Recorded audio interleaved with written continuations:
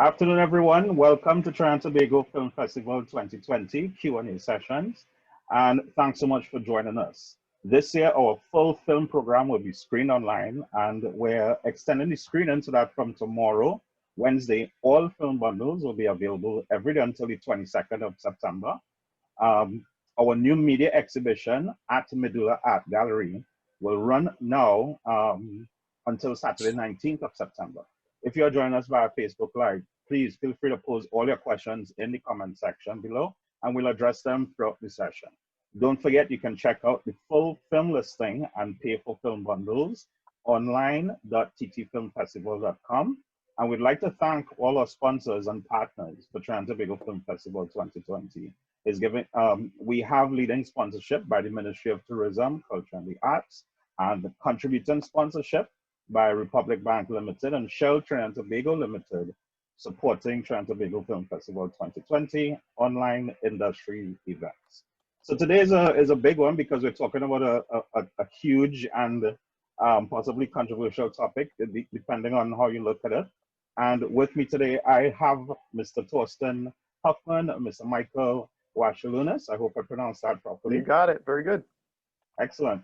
Right. So we're here going to be talking about your film, which was finished this year, I believe, Cryptopia, Bitcoin, Blockchains, and the Future of the Internet. So the first question I'd like to start off with you guys is, do you guys own any cryptocurrency of your own? Good question. Yes, I do. But in full disclosure, I did not buy any crypto until well after I finished both films, not until just shortly ago. So I had no agenda in making the film with Torsten, none whatsoever. Yeah, and for me it's almost the opposite. So I've been in this space for a long time, little amounts, just playing around, and I think that's what makes this partnership work so well, because I'm a little bit of the optimistic and tech, excited person, whereas Michael always says, "Well, hold on, are we sure this is right? Can we believe all these guys what they're telling us?" So I think that makes the film better, actually. Okay, so that's good. So I suppose you bought your coins after you've had your full research concluded.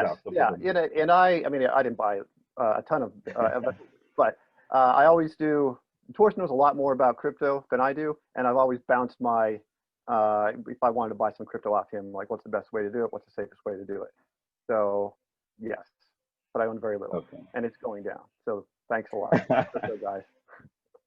Okay, so now when we look at the topic of the film, so you guys did do one in 2020 covering a similar topic, right? This was where we were looking at the end of money, and now we're here in 2020, where 5 years later, I guess the market, we could say matured, I guess.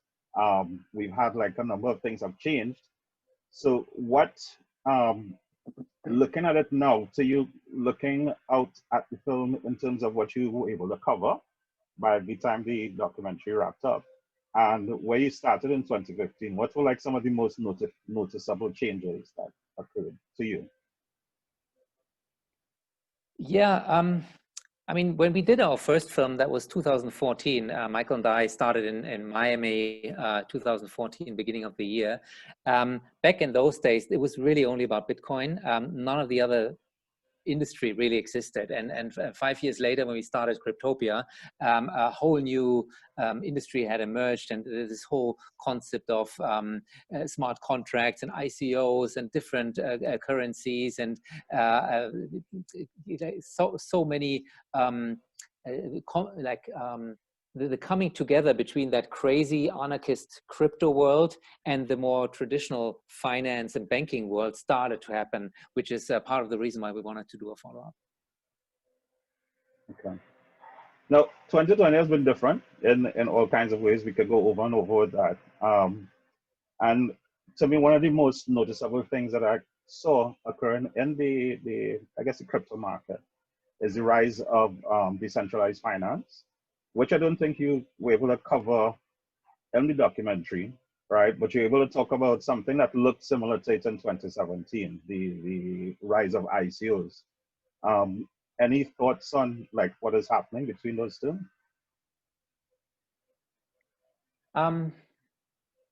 Yeah, I mean, tons of thoughts. Maybe just for the audience, I don't know how much details they know. I mean, 2017 was really the year it went to the moon, as people in the industry say. It went totally crazy. Everybody was talking about their new coin, you know, Torsten coin, Michael coin, James coin, whatever, and things went a little bit mad. And actually, by now, I mean, most of these coins are down 99%, so people have lost a lot of money. And to be fair to the regulators in America, the SEC has come down on a lot of these promoters and scammers, and some are in jail or are paying high fines. So I think there's a little bit of light and a little bit of darkness in that story.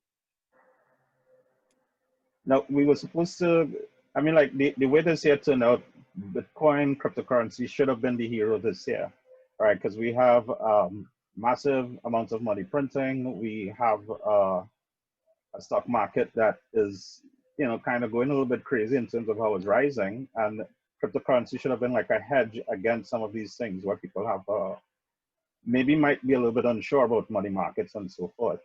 How do you feel about that happening, looking at it now in September in this year?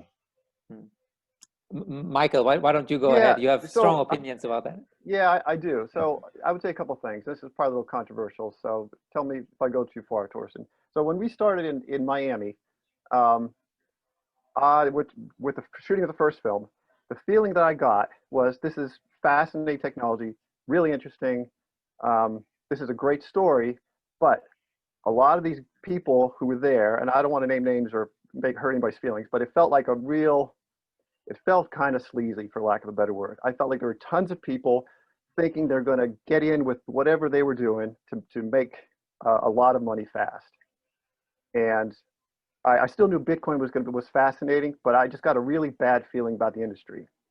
Mm-hmm. And you could see where it went, right? From then until now, all of this explosion of different coins, all these scams, all of these infighting, basically, you know, breaking Bitcoin and then splits and all this stuff happened because basically it's just greed, right? As soon as people get power, they get greedy, they start infighting, and then crazy things happen. You get tribes, you get factions, and that's you're not going to have stability with that, right? If you're a government, you do that, you're not going to have stability. And if you have a Bitcoin or a BSV or BCH, and you have that kind of crazy infighting, you're going to have the same thing. Yeah, and to, you know, I fully agree with that. Nothing controversial, but maybe to answer your question about the financial system and central banks printing trillions of dollars. So in our first film, we basically made that point. And I think our statistic, Michael, correct me if I'm wrong, but I think we said the US dollar has lost 96% of its purchasing power over 100 years. And because, you know, there's more and more dollars, right? And the value of each one goes down, that's simple math. And since then, the money supply has doubled or tripled again, right? So I do think we are going to see more inflation. I do think more and more people start to realize, well, this is just funny money. I mean, it's just by politicians deciding in a dark room how to, you know, how much to create. Maybe gold or something like Bitcoin, something that's really scarce, is the way to go. But it's still very risky. So this isn't financial advice. I am a fan of the technology. I think that's clear. But look, it's still early days, I think, for this to really challenge something as powerful as the US dollar. Okay, and I'm wondering, like, if that's like the general sentiment now, because this is what 10 years out since the first appearance, 11. So maybe that we're still too early in a stage for any kind of major change to happen. Do you think that is what is happening now? Change in what way? For some of the promises that were that some of the pundits of cryptocurrency are putting forward. Do you think it's still early for us to get some of the changes that they believe is supposed to happen? Yeah, so I actually, back in, like when we did our first film, it was all about this new digital currency, right? I mean, that was the big story. But now when you watch the film, we have like all these bullet points, all these narratives, right? So is it be your own bank? Is it transparency? Is it privacy, right?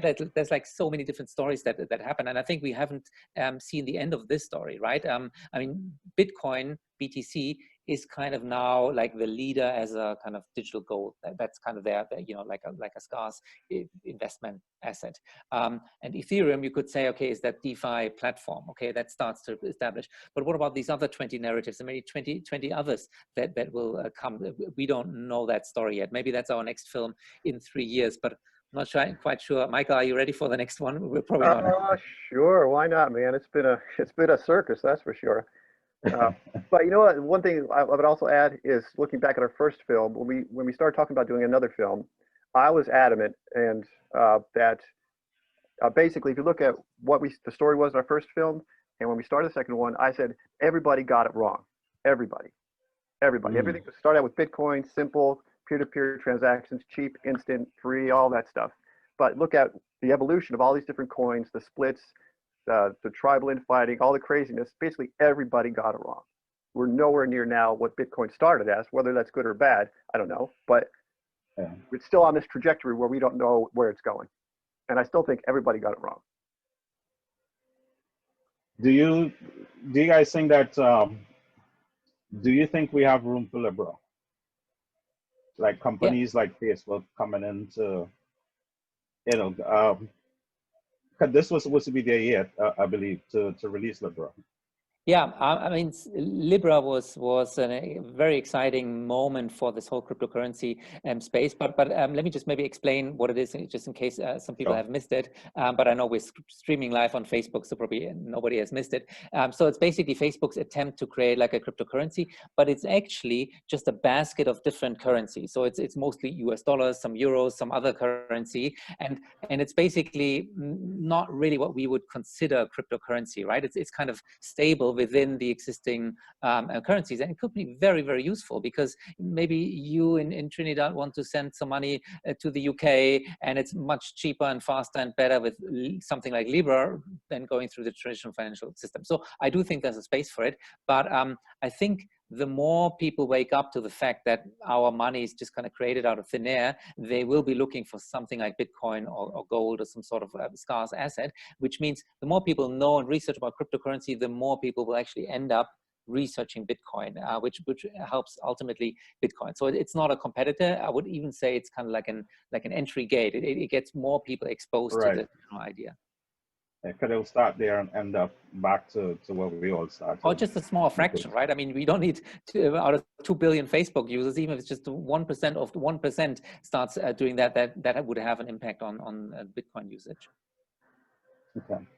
So during this thing, you guys met a lot of interesting personalities, and Michael alluded to, you know, like a number of the different types of people. I think he even mentioned circus a little bit. Who was probably like the most difficult to have a conversation with about the topic? Michael, you want to go first? Yeah, I didn't think anybody had it difficult. Everybody was very interesting in their own way, because you have to, as long as you went in without an agenda. We were just there to get the story, right? And so we didn't have an agenda, but we wanted to get as much information, background out of a particular person as we could, and see where that led to the next, you know, we'll see where that informed us on the next interview or for the story and the script. I personally found Craig Wright very, very interesting. He's just a weird cat, man, and I don't mean that in an insulting way. He's just weird. I mean, one minute he comes off as really smart, next minute super condescending and insulting. Next minute, you know, he's showing his book of 2,000 patents. Are they real? Are they not? I don't know. And you know, he was the most fascinating to me, just psychologically, and as someone to interview and try to figure out what the heck is this guy? Is he lying to us? Is he telling us the truth? Is this legit or not? He was just fascinating to me. And he's been difficult to prepare. Yeah. The most difficult? The most difficult to prepare for. Can I just add one thing, because I think in the audience there might be other filmmakers. So in our case, because we're covering a technology and industry, right? Many companies, many thought leaders, and they all basically want to get publicity. They want to sell us their story, right? So they're usually not very difficult to get in front of the camera, and they're usually pretty good on camera and pretty well versed, and they know what they're doing. But it's our job, as Michael alluded to. So we don't have an agenda. This is not a propaganda film for this project or against this project. It's really to find the interesting threads there. And yeah, some people were more interesting as a character than others, but certainly I don't think we had any difficult moments in that sense. Yeah, and if I can just add to that, it's a really good point. So before every single interview, when Torsten and I were on a set together, on site together, we would always talk about what we want to get out of the interview. And if an interview goes this way or that way, where we should go with it next. Then because we know why they're being interviewed. Like Torsten said, they're talking to us not because, you know, we're handsome and we have a billion eyeballs to give them, but because they want exposure, right? They want to market their product or their service or whatever they're doing. So that's why they're on camera. That's their agenda. We know their agenda. So we want to figure out what's the story. So, you know, we'll just work through those questions and answers. And then we would break down every 10 minutes, 15 minutes or so. We would stop down and we would reconvene. And I'll just like let you know a little filmmaking secret if there are filmmakers watching this, if you don't already know this. So one of the things we did was we'd stop down. We'd say, you know, basically, which is true, our cards are full. We're going to stop down, back up the cards, and everybody take a little, you know, break. Get yourself a cup of coffee or something. And Torsten and I would compare notes while we were actually backing up cards. And so we had more control over the pace of the interview and the direction of the interview. Okay. That's a really good tip.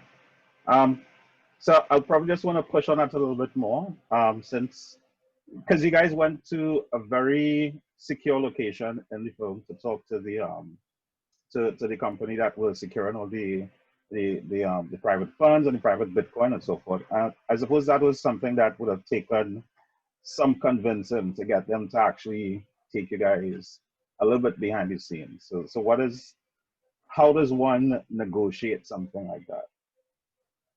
Well, can I start that? Let me just start with that, Torsten. I can tell you exactly how we got it in terms of how it starts. If you're a filmmaker and you want that kind of access, or you hope to be given access to something special, unique, you have to be honest. So when we went, Torsten had already known Wences, I think, or had some kind of a relationship with him or talked to him somewhat. But when we got in there, he could see that we were completely honest. We had no agenda. We just wanted to pursue this story. So 30 minutes into the interview, and you could see the soundbite in the film, he really warmed up to us and said, hey, you know what you guys should do? You should go to our vault. And then that's basically, when the camera stopped, I said, we will take you up on that. And like, we will literally, we're not going to let you go with that. So then Torsten followed up on it. Yeah. Yeah, actually got more than he came for. Yeah, and after that, it was still difficult to get the passports clearance and all that. I mean, they had a whole security protocol. It was crazy, and we weren't even allowed to film all of it. But one more other advice maybe for filmmakers that may be in the audience, or even young students who want to do that in the future. We were able to get to these powerful people. So Wences sits on the board of PayPal. He's a legend. He's a multi-millionaire, very smart guy. He doesn't talk to anyone. Actually, he doesn't do many interviews at all. We might have been the first one, really. But we could prove, look, we did a similar film 5 years ago. It went to 25 countries. It was broadcasted in Kenya and in Sweden and in the Philippines. And you know, it's a legit project, and it got to millions of people. Now we're doing a new one. You want to be part of it. That's an easier conversation as, look, I'm a filmmaker. I've never done anything, and I have this idea, right? I mean, everybody has to start somewhere, but it just kind of shows step by step you get better at it. And Michael's a great example. I mean, he's been making films for, I don't know, 20 years, much longer than I have, and I benefit from his experience of storytelling as another example. And so you just have to start somewhere, and you can get better and better. I suppose it's also a good case for having like a good collaborative partner when you're trying to put together a project. Yeah, yes, and I would also just add another piece about that story, because that was a really fun shoot. We didn't know where that bunker was.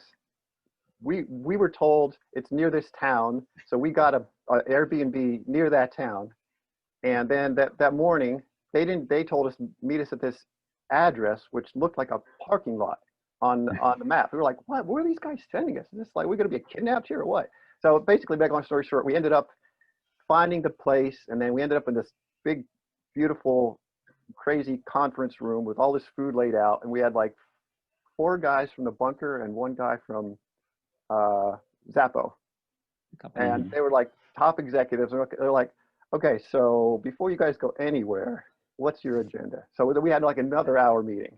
Yeah. And then we came again, we were just totally honest. We just wanted to tell you the story. And I don't know if you want to add to that, Torsten, but that's what got us in the door, because we were not in the door until we got through that meeting. Now I remember this. They were basically telling us for 30 minutes what we're not allowed to film. It was like this long list. Okay, you can't do this, can't do this, can't do that. Yeah. Yes. Funny. That sounds like an experience. How long did it take to put the entire thing together, to get all the interviews done, go to all the locations? Wow. Sounds like it was too long. Start to finish, yeah, maybe 2 years. But to be honest, I mean, part of the film is also the first film, right? So if you count that, it's 6 years, right? But no, okay. it just takes a long time because of also the process that we decided. We shot a little bit, and then we did the fundraise on Kickstarter. We went to Screen Australia because I have an Australian company, so the film commission there helped us out. Then we went to Germany and got some funding there, and then we did more shooting, and then there was still a little bit missing. So it was a long, long process, and Michael worked on like making the film like chapter by chapter almost, right? So I was mainly writing it, he was mainly editing it, and we kept doing this for a long, long time, probably too long if we think about it. And we built it in sequences because, you know, obviously you never shoot anything chronologically, right? And then even if you do shoot something chronologically, you always end up moving it around. So we were always, I was building sequences, and then we were shooting something else, and we rewrite stuff and then move pieces around, so there was a much better flow. Which is also why it took too long, because we covered a lot of ground. It's a very complex topic. Yes, it is. How big is the entire crew to put everything together? Well, actually, when we showed this in cinemas, I always tell the audience, look, guys, when the film is over, just wait those 2.5 minutes to see all the credits, because it's just an immense amount of people. We shot on 8 cities, 7 countries, with maybe 5 different crews. Michael and I obviously were the core creatives, but there's always a bunch of us on every shoot, and then post-production, the animators, the graphic artists. I mean, it's just a very, very large team. Okay. So this, for Trinidad and Tobago Film Festival, how many countries have you guys been to before this one so far, since the release of the film?